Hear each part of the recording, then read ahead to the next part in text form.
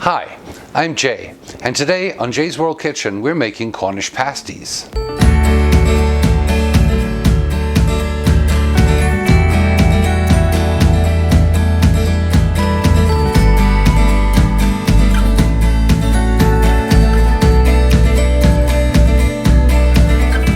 Cornish pasties and pies are a staple in Europe and in South Africa as well. I grew up buying pies and pasties from a local shop, very much like a fast food restaurant where you walked in, ordered your pie, your chips with some gravy and your pop, and off you went. I absolutely love the flaky pastry and the warm meaty fillings, and these are no different. So this really simple recipe is something you can do at home and it doesn't take long. Let's look at the ingredients.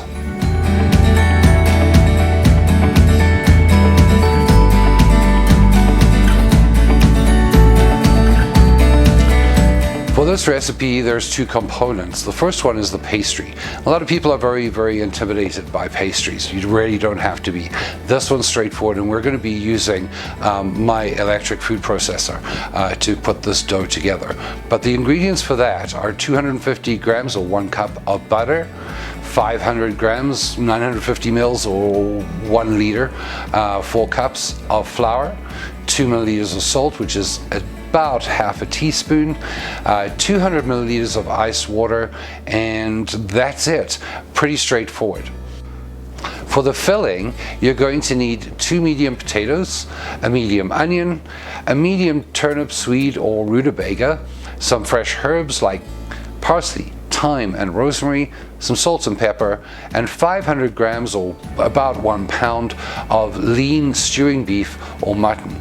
I'm going to be using chuck for this. You're also going to need 1 egg at the end just to give it a nice basting.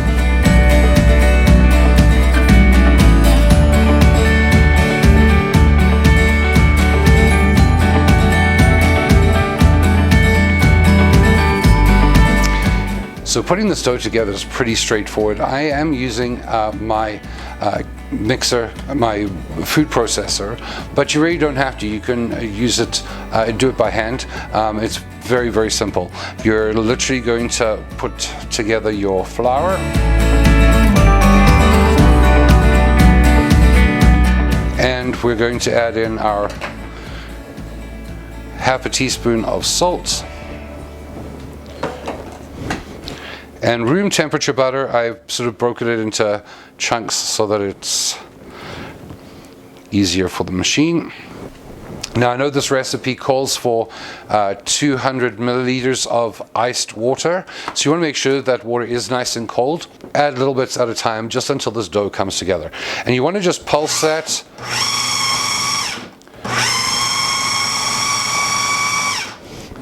And then slowly but surely add little bits of your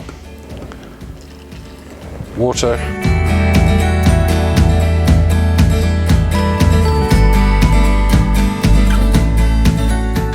Alright, so now we're going to simply put some flour on our counter and remove the dough from the mixer. And like I said, this one's a little sticky, so I'm just going to add a little bit more flour on the top. And you want to knead it for just a few moments just to make sure it's nice and smooth and evenly mixed. And there you go, nice and simple dough. And now we're going to roll it out before we start putting our toppings together. I'm just going to be using a regular plate like that for a size guide. It's just a small side plate, so about, what is that, about 6 inches maybe. We're just going to roll it out, and then we'll cut it after.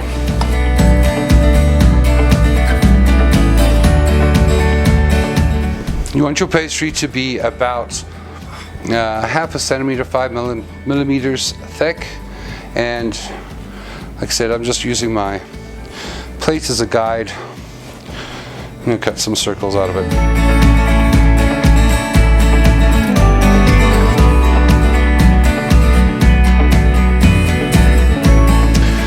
And so now I've used up all of my dough. I rolled it out 2 or 3 times and measured out each time. Remember, about half a centimeter thick. And I got about 8 of the rounds out of it. And now what we're going to do is we've taken all of our vegetables, we've chopped them up into small cubes about 1 centimeter, and we've done chopped up our meat as well, probably about the same sort of size. I've also seasoned it with salt and pepper, and all of my herbs and stuff are in with my vegetables as well. The idea here is that we're going to sort of layer these, and we're starting off with our vegetables, and you're just going to sort of lay them right down the center there. You don't have to overfill these, they are going to plump up quite nicely. I have added a very tiny little bit of flour to the vegetables, which you can't really see, but it is there. And we're going to spread them across evenly with our onions and all of our herbs in there, and we're just going to lay the meat on top like that.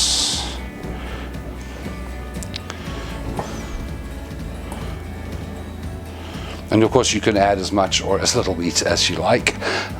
I'm definitely a meatitarian, so I do like a little bit of extra meat in there. And always put the meat on top.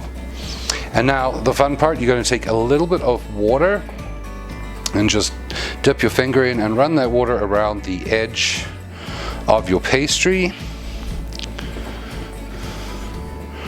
all the way around, just to moisten up that edge, and grab the one side, pull it very slightly and fold it right over, and bring those 2 edges together.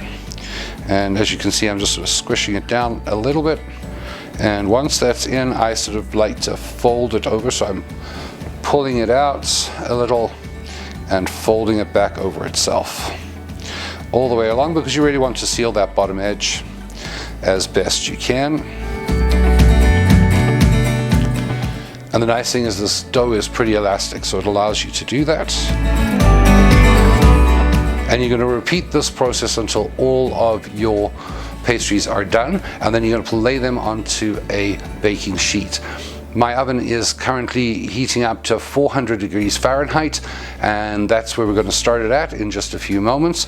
One thing you're going to do is, once all of your pastries are done, you're going to take a knife and you're just going to poke one hole sort of in the center at the top, just so that steam can escape out of these, and put it onto your baking sheet and continue until all of your filling and your pastry is done. And once you've done all of your pasties and they're ready to go in the oven, you can do one of 2 things. You throw them in the oven right away at 400 degrees for 20 minutes, or you could actually put these in the freezer, freeze them, then wrap them up tight and keep them frozen to bake at a later point. But what you're going to do now is you're going to put them into the 400 degree oven for 20 minutes, after which we're going to take them out, baste them in an egg wash while we reduce the heat to 350 degrees for another 20 minutes.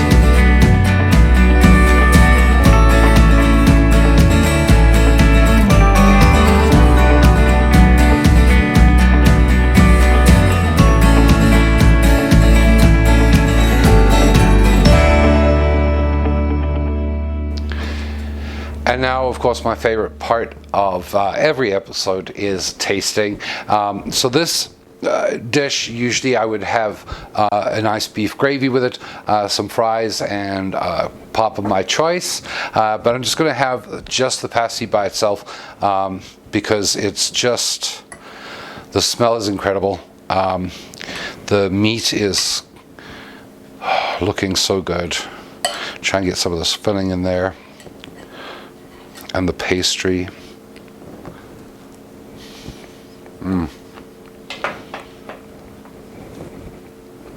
That is so good. The pastry is like slightly pulled apart and crumbly. You can taste that rosemary in there. And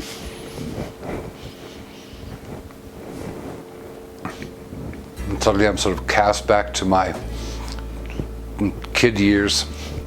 That is just amazing. That's what's for dinner tonight. If you try this recipe, please let me know how it turns out for you.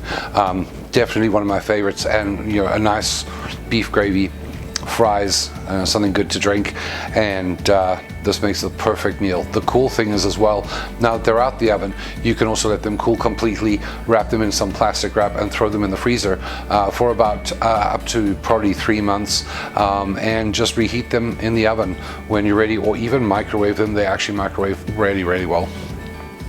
So that's an amazing meal. If you enjoyed this video, please remember to hit that like button, and if you haven't already, hit that subscribe button.